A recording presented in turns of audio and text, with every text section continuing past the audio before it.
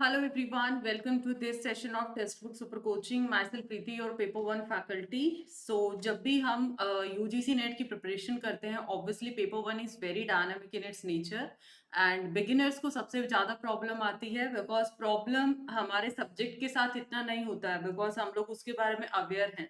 अगर हम on an average student की बात करते हैं अपने मास्टर्स के अंदर, तो पेपर टू अपने आप में वो कवर करके आया है. पेपर टू एटलीस्ट उसको 50% आता है और कुछ परसेंट वो आपका, अगर आप स्मार्टली स्ट्रेटेजिकली आप चलते हैं तो ऑब्वियसली पेपर टू आप बना लेते हैं. लाइक 60-70% तो एटलीस्ट आप बैलेंस कर पाएंगे. प्रॉब्लम आता है पेपर वन के अंदर because it's a journal paper और 10 यूनिट्स इसके अंदर अपने आप में आती हैं. तो 10 यूनिट्स में अपने आप में वास्ट एरिया है. हर यूनिट की अपनी कंटेंट है, हर यूनिट का अपना एरिया. जैसे टीचिंग एक अलग चीज आ गया, कम्युनिकेशन है, higher education, ICT, logical reasoning. तो हर यूनिट का अपना अपना इंपॉर्टेंस है और अपना अपना एरिया हम लोग बोल सकते हैं. वही सारे इंपॉर्टेंट पॉइंटर्स किन स्मार्ट अप्रोचेस को आपको यूज करना है वो हम इस सेशन में डिस्कस करने वाले हैं कि जो बिगिनर्स गाइड है वो क्या रहे, कैसे और कहाँ से करें तैयारी. सबसे पहले join this Telegram group @Preeti paper one, so that यहाँ पर आप लोग बाकी सारी जो भी इंपॉर्टेंट अपडेट है वाईटी सेशन के, जहाँ पर कोई भी सेशन का अपडेट है, paper one paper two classes link है, वो सब कुछ आपको यहाँ पर लिंक प्रोवाइड किए जा सके इन केस किसी वजह से मिस हो जाते हैं. करेक्ट है. नाउ द थिंग इज, यहाँ पर सबसे पहले तो happy Diwali to all of you. आज जैसे कि पता है कि दिवाली है, तो have a safe Diwali, environment friendly Diwali and enjoy करिए फेस्टिवल को. एंड उसके साथ साथ उसके बाद एक नया आप लोगों ने अपने आप के साथ प्रॉमिस करना है कि मुझे डेफिनेटली इस दिवाली पे खुद को यही गिफ्ट करना है कि हमें अपना दिसंबर का एग्जामिनेशन क्रैक कर लेना है. राइट. सो लेट स्टार्ट कि क्या स्ट्रैटेजी हमारी होनी चाहिए. देखिए, जब भी आप एग्जाम को प्रिपेयर करते हैं सबसे पहले उसके सिलेबस को अंडरस्टैंड करो. बहुत सारे aspirant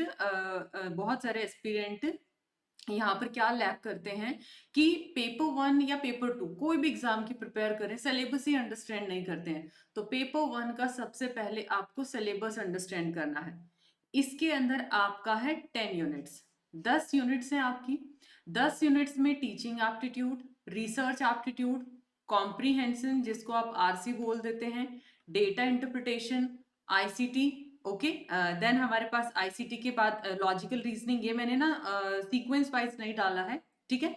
logical reasoning, higher education, people development environment, mathematical reasoning. ये हमारे पास 10 यूनिट्स हैं. कोई भी बच्चा 10 के 10 एरियाज में एक्सपर्ट नहीं हो सकता. तो इधर आपको लगाना है कि क्या आपका स्ट्रॉन्ग पॉइंटर है, क्या आपका वीक पॉइंटर है. ऑब्वियसली कभी भी आप जाते हो तो चाहे एग्जाम की बात करो या सब्जेक्टिव एग्जाम दो, ऑब्जेक्टिव एग्जाम दो, तो ये तो हम देखते हैं कि जो अच्छे से क्वेश्चन आता है वो हम पहले अटेम्प्ट करेंगे और जो कम आता है वो हम लास्ट में देखेंगे. इससे हमारा मोटिवेशन लेवल है ना वो भी बैलेंस रहता है. करेक्ट है. तो आपको सिलेबस को ये देखना है कि आपको कौन से चैप्टर्स थोड़ा अवेयर है, कौन सा आता है, कौन सा आपको बिल्कुल नहीं आता है. पहला काम तो आपका ये है. उसके साथ साथ अब दूसरी इंपॉर्टेंट चीज आ जाती है. एक सेकंड दीजिएगा.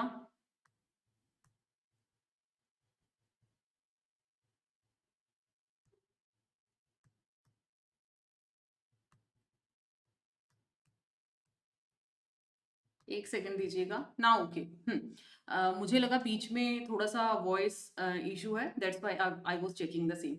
तो सिलेबस को आप लोगों ने अंडरस्टैंड करना है. नाउ द थिंग इज, जब भी आप कॉम्पिटिटिव एग्जाम के लिए जाते हैं, ठीक है, कॉम्पिटिटिव एग्जामिनेशन में जब तक आप एक डिसिप्लिन अप्रोच को नहीं करेंगे, एक शेड्यूल नहीं बनाएंगे. लेट सपोज आप लोगों ने पेपर वन पेपर टू की यूनिट्स को पिक कर लिया. ऐसी यूनिट को पिक करना है जैसे पेपर वन में आपने टीचिंग एप्टीट्यूड आपको इजी लगता है, तो टीचिंग एप्टीट्यूड को आप इधर से पिक करो, उधर से एक थोड़ा टफ यूनिट पिक कर लीजिए ताकि चीजें आपकी क्या रहें, बैलेंस रहें. तो सबसे पहले आपने क्या करना है, एक शेड्यूल बनाना है. आपने क्या बनना है, सिलेबस अंडरस्टैंड करने के बाद as per your syllabus bifurcation आपने एक शेड्यूल बनाना और इस शेड्यूल पे आप लोगों को स्ट्रिक्ट रहना है. करेक्ट है. इस शेड्यूल पे आप लोगों को स्ट्रिक्ट रहना है. Now the thing is, second important pointer है बिकॉज जब तक आप कॉम्पिटेटिव एग्जाम के लिए वेल प्लान्ड और एक रियलिस्टिक और प्रोडक्टिव स्टडी शेड्यूल नहीं बनाएंगे ना कि आपको कितने आवर फोकस करना है. पेपर 1 भी है, उस पे भी कुछ आपको टाइम देना है, पेपर 2 पे भी देना है। तो जब तक ये चीज प्रैक्टिकली आप लोग नहीं सेट करेंगे तब तक आपका वहां पर अच्छे रिजल्ट्स नहीं निकलेंगे। फिर उसके बाद आपने क्या करना है, आपका कंटेंट देखना है कि कंटेंट आपको कैसे रेफर करना है। तो ऑब्वियसली खुद के आपने शॉर्ट नोट्स को प्रिपेयर करना है। ये मैंने बताया कि कैसे तैयारी करनी है, करेक्ट है। कैसे तैयारी करनी है, कहाँ से करनी है, वो भी हम अभी डिस्कस करेंगे। शॉर्ट नोट्स बनाने हैं। नेक्स्ट चैप्टर और नेक्स्ट इंपॉर्टेंट चीज आती है रिवीजन। आपने वीकली बेसिस पे, शुरुआत में आपको वीकली बेसिस पे, फिर 15 डेज के गैप पे इस तरीके से करना है। और जैसे ही आपकी कॉन्सेप्ट क्लैरिटी आ जाती है, कॉन्सेप्ट के बाद आपको पीवाईक्यूज लगाने हैं। कॉम्पिटिटिव एग्जाम में पीवाईक्यू अपना इंपॉर्टेंट रोल प्ले करता है, ठीक है। पीवाईक्यू अपने आप में इंपॉर्टेंट रोल प्ले करता है। मैं बोलूंगी कोठारी कमीशन कब आया, सीधा बोल दोगे मैम 1964 में। एग्जामिनर इन वर्ड से कितने क्वेश्चन फ्रेम कर सकता है, मेमोरी लेवल, अंडरस्टैंडिंग लेवल क्या है, वहां से कैसे कैसे रीफ्रेमिंग हो सकती है, पैराफ्रेजिंग हो सकती है, वो एग्जामिनर के माइंड को डिकोड करने के लिए आपको पीवाईक्यू लगाना पड़ेगा। थ्योरी तो आप सीख लोगे और थ्योरी 2-3 बार में आप अपने आप को एक्सपर्ट भी समझना शुरू कर दोगे, यस मुझे थ्योरी आता है।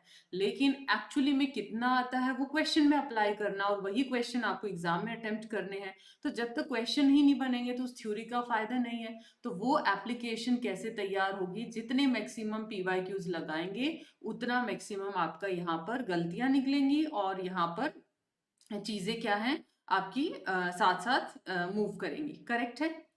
नाउ द थिंग इज, एक छोटा सा इंपॉर्टेंट अनाउंसमेंट स्टूडेंट्स, दिवाली अपनों वाली, ठीक है। As you know very well कि आज दिवाली है, तो डिस्काउंट मुहूर्त यहाँ पर स्पेशल यहाँ पर डिस्काउंट ऑफर दिए गए हैं। आज लास्ट डे है 11:59, मतलब आप 12 बजे बोल सकते हैं, 1 मिनट पहले, ठीक है।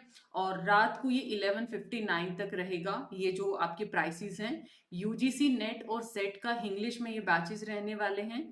4499 के अंदर दिसंबर एग्जाम डेट तक ये वैलिडिटी रहेगा। For discount you can apply Preeti H faculty code, PRITIH faculty code, इस डिस्काउंट के लिए आप अप्लाई कर सकते हैं।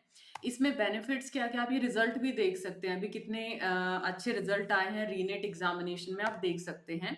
तो इसमें क्या क्या रहेगा, स्पेशल जो इसकी हाईलाइट है बूस्टर कोर्स। आपको पता है बूस्टर कोर्स पेपर 1 के भी हैं, पेपर 2 के भी हैं। तो इसमें पेपर 1 और पेपर 2 दोनों कवर रहेगा। लाइव और रिकॉर्डेड क्लासेस है, रिकॉर्ड के अंदर आपको फाउंडेशन का एक्सेस मिलेगा, ठीक है। रिकॉर्डेड के यहाँ पर रिकॉर्डेड का एक्सेस मिलेगा, जिसे आप फाउंडेशन भी कवर कर सकते हैं। पीवाईक्यूज हैं, प्रैक्टिस क्वेश्चंस हैं, रिवीजन है इंपॉर्टेंट टॉपिक्स का, मॉक टेस्ट है डिटेल सॉल्यूशंस के साथ, ये सारा कुछ आपको यहाँ पर अवेलेबल रहेगा। तो आज ही एनरोल कर लीजिए आप, सो दैट आप लोग एक अच्छी स्ट्रक्चर, बार बार एग्जामिनेशन में बैठने से बेटर है आप एक बार में ही अगर अफोर्ड कर सकते हैं तो। अदरवाइज फ्री सेशंस में भी क्वालिटी कॉम्प्रोमाइज नहीं किया जाता है। आपको कंफर्टेबल लगता है कि यस मैम हम लोग कवर कर लेंगे सेल्फ स्टडी से, तो वो आपकी चॉइस है, बिकॉज आप लोग सब मेच्योर हैं स्टेज पे। तो जैसे आपको कंफर्ट जोन लगे, ये प्राइसेस हैं और ये डिस्काउंट के लिए फैकल्टी कोड है। अब कहाँ से स्टडी करना है, अब यहाँ पर दो ऑल्टरनेट आते हैं बेटे, ये तो है कैसे करना है, कहाँ से करना है। अभी जैसे कि मैंने बताया फ्री और पेड, यहाँ पर आपका है स्ट्रक्चर्ड फॉर्मेट, यहाँ थोड़ा रहता है अनस्ट्रक्चर्ड फॉर्मेट। चाहे मैं पेपर 1 की बात करूँ चाहे पेपर 2 की बात करूँ, सेम इधर है पेपर 1 पेपर 2 के अंदर। स्ट्रक्चर्ड में थोड़ी डिसिप्लिन अप्रोच आती है, यहाँ आपको सेल्फ एफर्ट करना पड़ता है, खुद के एफर्ट लगाने पड़ते हैं। लेट सपोज इस वीक हमने आईसीटी किया, इस वीक हम लोगों ने लेट सपोज एलआर किया, रिसर्च एप्टीट्यूड मैम ने करवा दिया। तो ये चीज आपको ना थोड़ा सा खुद बैलेंस करना पड़ेगा कि कौन से नोट्स कैसे असेंबल करने हैं, कैसे चीजों को हमने ठीक से करना है, ताकि आपके खुद के नोट्स क्रिएट हो पाए।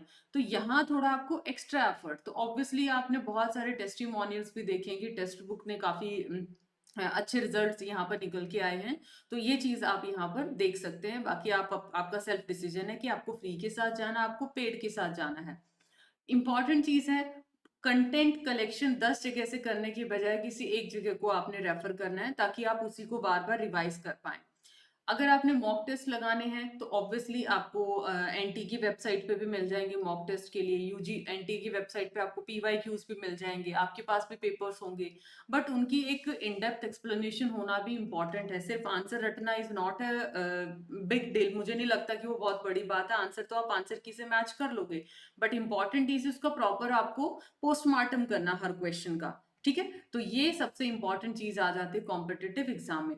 तो ये कुछ मेरे व्यूज थे पेपर वन में कैसे करना है आपको। जस्ट अपने सिलेबस को बाइफरकेट करो, वीक स्ट्रॉन्ग टॉपिक्स निकालो, वीक को फिल्टर कर लीजिए, अभी टाइम है आपके पास कि मुझे ये टॉपिक तो करना ही करना है, क्योंकि हर बार क्वेश्चंस बनते हैं। स्ट्रॉन्ग को और ज्यादा स्ट्रॉन्ग बनाइए, रीजन क्योंकि हर बच्चा हर एरिया में एक्सपर्ट नहीं हो सकता, तो वीक एंड स्ट्रॉन्ग तो निकलेगा ही निकलेगा।